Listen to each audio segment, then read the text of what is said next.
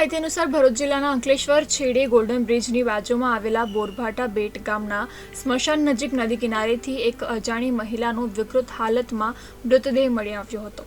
જો કે આ મામલે સ્થાનિક રહીશો દ્વારા સામાજિક કાર્યકર ધર્મેશ સોલંકીને જાણ કરતા તેઓ તેમની ટીમ સાથે તાત્કાલિક ઘટનાસ્થળ પર દોડી આવ્યા હતા, જ્યાં મૃતદેહને પાણીમાંથી બહાર કાઢી અંકલેશ્વર શહેર બી ડિવિઝન પોલીસ મથકે જાણ કરવામાં આવી હતી।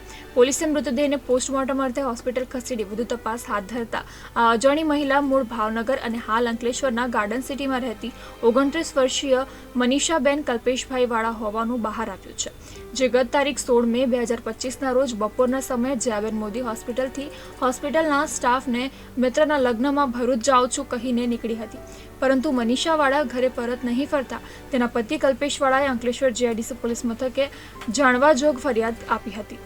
ત્યારે હાલ તો મહિલાનું નર્મદા નદીના પાણીમાં કોઈ અગમ્ય કારણસર ડૂબી જતા મોત નીપજ્યું હોવાનું અનુમાન લગાવવામાં આવી રહ્યું છે। તો બીજી તરફ મહિલા તબીબના મોત પાછળનું ચોક્કસ કારણ જાણવા પોલીસે ઊંડાણપૂર્વક તપાસ હાથ ધરી છે। આજરોજ સવારના 38 કલાકે અંકલેશ્વર તરફના ગોલ્ડન બ્રિજની બાજુમાં આવેલ જૂના બોરભાટા બેટ ગામના નદી કિનારે એક અજાણી મહિલાનો મૃતદેહ પાણીમાં તરતી હાલતમાં હોય સ્થાનિકો દ્વારા મને જાણ કરવામાં આવેલ ટેલિફોનિક। ત્યારબાદ હું અને મારી ટીમ ઘટના સ્થળે પહોંચી મૃતદેહને પાણીમાંથી બહાર કાઢી લાવેલ અને અંકલેશ્વર સિટી એ ડિવિઝન પોલીસ સ્ટેશનને જાણ કરેલ। સિટી એ ડિવિઝન પોલીસ સ્ટેશનના પોલીસકર્મી ઘટના સ્થળે આવી ગયેલ અને ત્યારબાદ મૃતદેહને પીએમ અર્થે ગળખોલ પીએસસી સેન્ટર ખાતે ખસેડવામાં આવેલ।